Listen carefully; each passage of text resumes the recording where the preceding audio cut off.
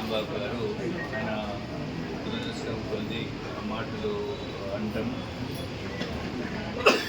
అది చాలా ఆక్షేపణీయము. దాన్ని తీవ్రంగా మేము ఖండిస్తున్నాము.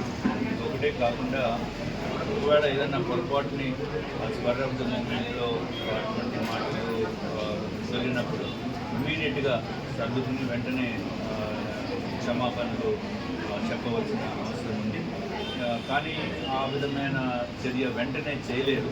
బట్ తర్వాత వారు అన్నది డైరెక్ట్గా ఒక పెద్దల పైన అన్నప్పటికీ కూడా దాన్ని ఏదో కొంచెము క్లారిటీగా చెప్పమంటే వేరేలాగా బట్ ఇటువంటి సంఘటనలు పునరావృతం కాకుండా చూసుకోవడం అనేది అన్ని పార్టీలకి మంచిది. ఇది రాజకీయాలంటేనే ఒక ప్రజల్లో ఏ భావం వచ్చే విధంగా ఇప్పుడు జరుగుతున్నాయి. కాబట్టి ఎవరైనా మాట్లాడేటప్పుడు కొంచెము పదజాలము చాలా కేర్ఫుల్గా చూసుకోవాల్సిన అవసరం ఉంది అని చెప్పి నేను తెలియజేస్తాను. గతంలో టీడీపీలో ఒక ఎమ్మెల్యేలా మాట్లాడితే యాక్షన్ తీసుకొని సస్పెండ్ చేయడం అయితే జరిగింది చంద్రబాబు నాయుడు గారు. కానీ నిన్న జరిగిన విషయంలో అసలు గత ముఖ్యమంత్రి వైఎస్ జగన్మోహన్ రెడ్డి గారు మాట్లాడుకోవడం, వాళ్ళ నాయకులకి ఏం చెప్పకపోవడం నిజంగా ఆశాస్పదం. ఏమంటారు? అంటే మనకి అది డైరెక్ట్గా తెలియదు వాళ్ళు చెప్పారా లేదా అనేది. పబ్లిక్గా అయితే జగన్మోహన్ రెడ్డి గారు చెప్పినట్టుగా నాకైతే తెలియదు.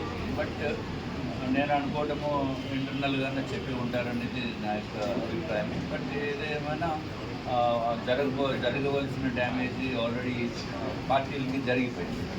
సో పబ్లిక్లో కూడా రాజకీయ నేతల పైన కొంచెము ఈ భావాలు కూడా మారిపోయే పరిస్థితి ఉంది. సో ఇది ఏ పార్టీ అయినా సరే ఆ పార్టీ ఈ పార్టీ అని నేను అనడం లేదు. బట్ ఇది కరెక్ట్ కాదు. జరిగిన ఇన్సిడెంట్స్ ఏది కూడా కరెక్ట్ కాదు. గతంలో అసెంబ్లీ సాక్షిగా రాజశేఖర రెడ్డి అయితే చంద్రబాబు నాయుడు గారిని అనడం, మళ్ళీ దానికి సమాపం చెప్పడం, ఆ యూనిఫామ్ ఉండేది. కానీ ఇప్పుడు ఆ పరిస్థితి ఉందంటారా?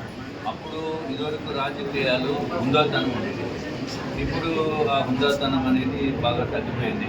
బట్ ఏదేమైనా భారతీయ జనతా పార్టీ తరఫున మేము ఎవరిని కించపరిచే మాటలు కానీ లేకపోతే పొరపాటుని ఎప్పుడైనా అసెంబ్లీలో ఒకటి రెండు సందర్భాల్లో అనవసరమైన మాటలు వచ్చినప్పుడు కూడా మేము బేషరతుగా క్షమాపణలు చెప్పడం జరిగింది.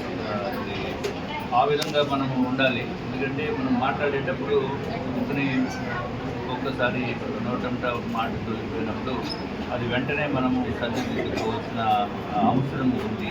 కాబట్టి ఇప్పుడు జరుగుతున్న పరిణామాలని దృష్ట్యా రాజకీయ నాయకులు మాట్లాడేటప్పుడు ఏ స్థాయి వ్యక్తులైనా సరే అత్యంత జాగ్రత్తగా ఉండవలసిన నెసెసిటీ ఉంది.